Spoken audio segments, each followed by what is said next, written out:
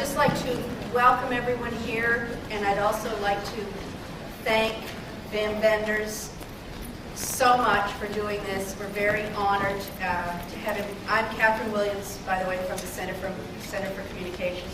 It's been a long day. David Schwartz from the American Museum of Moving Image is going to do a very, very brief little talk right now with Wim, and then at the end of the movie, they're going to do a longer Q&A interview thing. So without any further ado, let's go.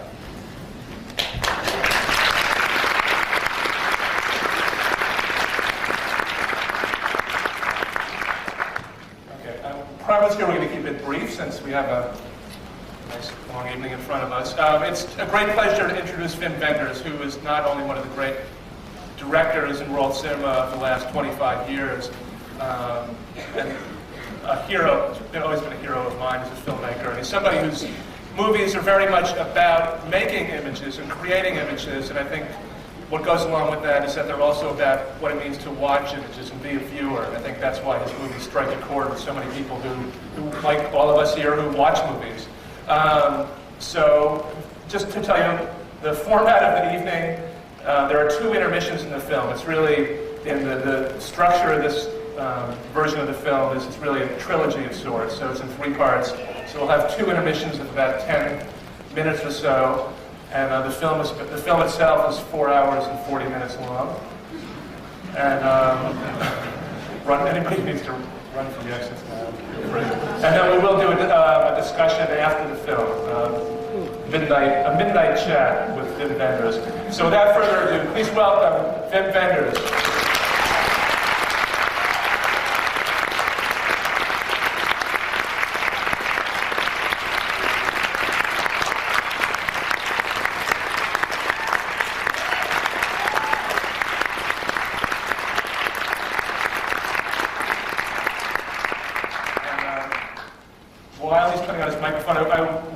Since there were a number of organizations who put this evening together, we want to thank the Directors Guild of America for this wonderful theater and for inviting us to be here tonight.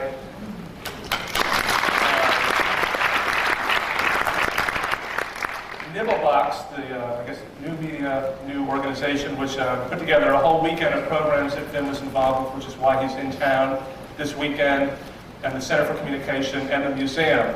And I'm also pleased to announce, this was the first public announcement, I guess, that we are planning now a Wim Wenders retrospective for next year, where we're going to be showing a lot of films.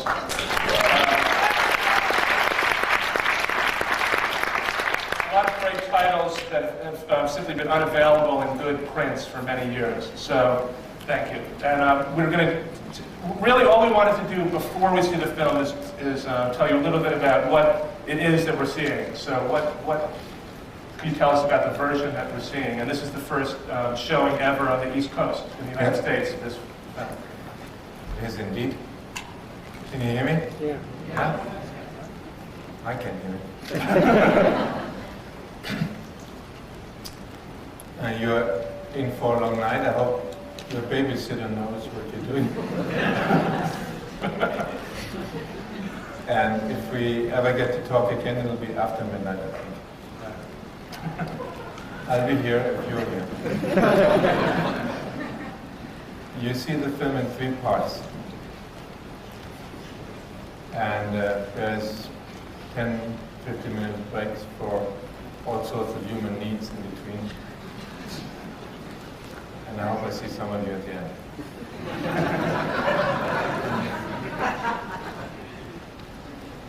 This film, I just don't want to talk about the film because it's always terrible to hear a director say something before the film. But still I feel I have to explain a bit.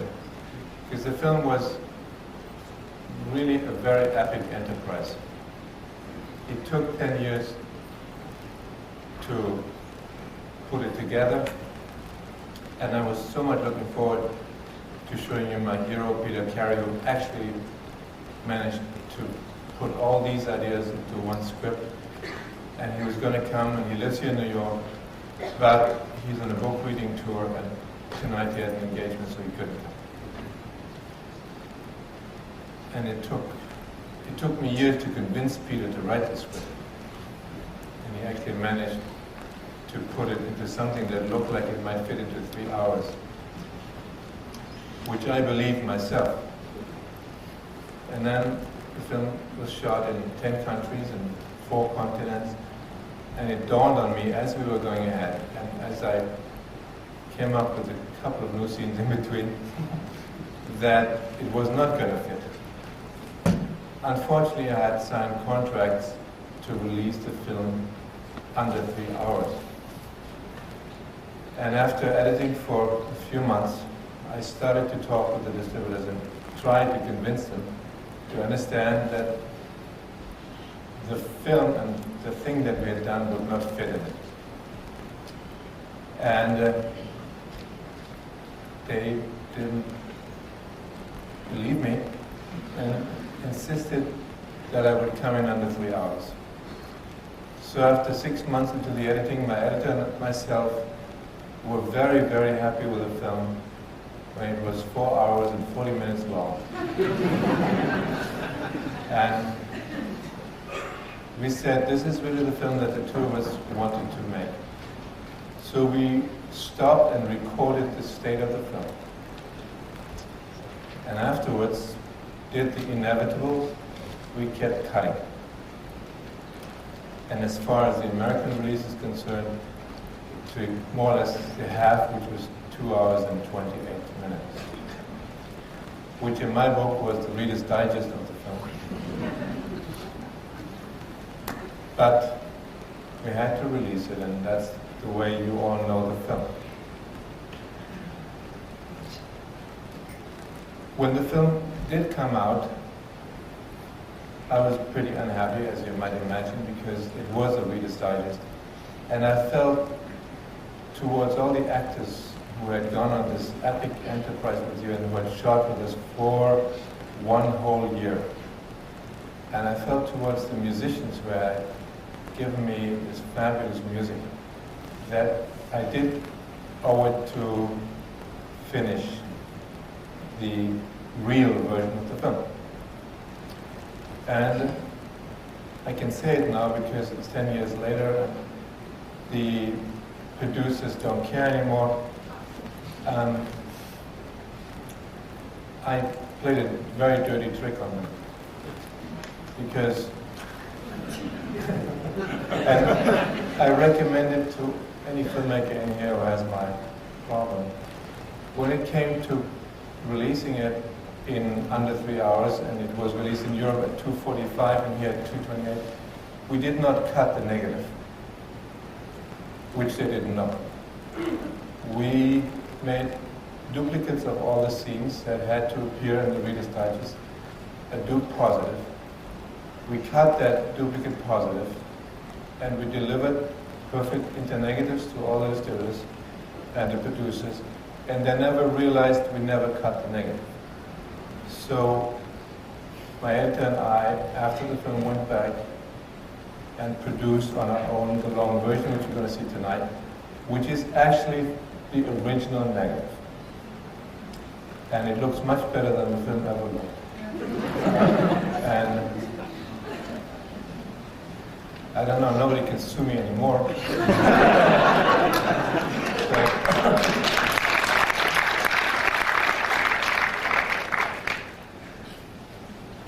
We shot the film in 1990, and in 1990, the year 2000 seemed far away.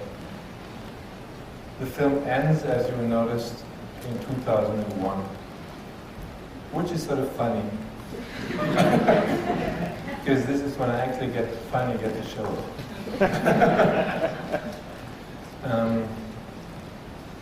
And I have to ask your forgiveness insofar as you will now see a contemporary movie that was made 10 years ago. And to imagine the future is, I don't think I'll do that again. To imagine the near future, it's really full of traps and risks. At the time in 1990, when we shot it and when Peter Carey and I wrote it, we spoke to an incredible amount of futurologists, people who are competent to know how the future will look. None of them gave us an idea that the internet would exist. Nobody knew that, so it's not in the film. A few other things that are in the film you're now familiar with. A few other things like the cute little video phones, you can already buy them in Japan. Not here yet. So in some cases the future caught up with us, in others it did. The other thing I have to warn you about, as it's my only print and it's made from the original negative, it is an English-speaking film, but especially in the first part it has a handful of lines in French. It's not subtitles, but I can assure you, whatever these Frenchies say has no consequence.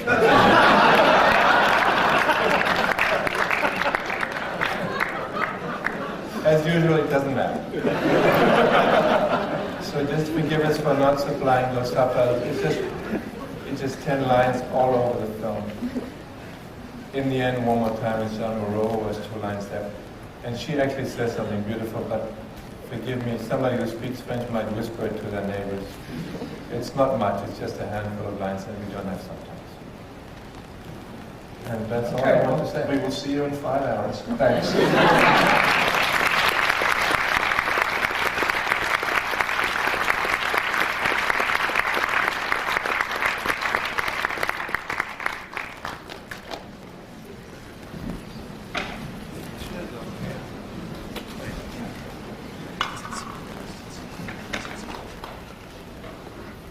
Wim Wenders, please welcome back.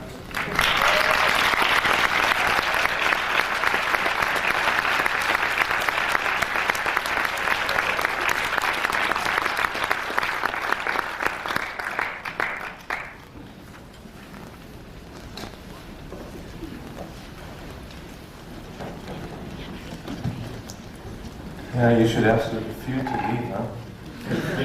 Feel free to leave. I mean, this is excessive.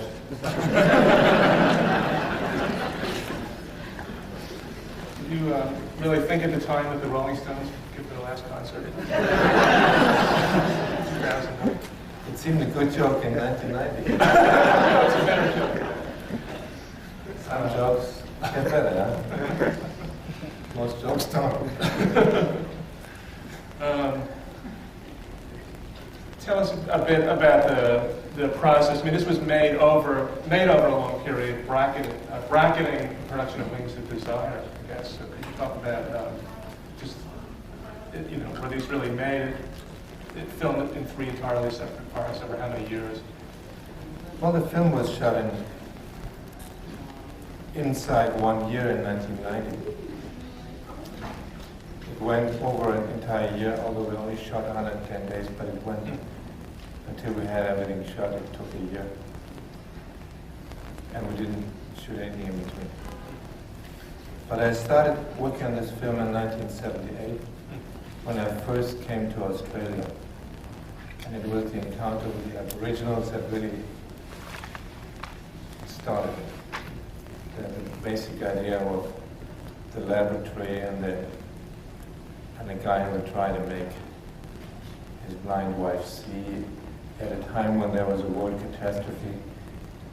That was written in 1978.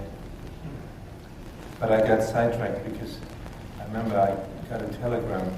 I was in Alice Springs and I got a telegram via a friend in Sydney by Francis Ford Coppola, who said he would like to talk to me about a film called Hammer. I thought it would be great to do this, just a quick thing in America, and then I would go back to Australia. It took me 5 years. And I came back to Australia and I spent a lot of time there. And we altogether made 3 attempts to get the film done, and only the last one worked. Especially, of course, in the first action, I felt a lot of Hammond. There was a lot of sort of film noir feeling to it.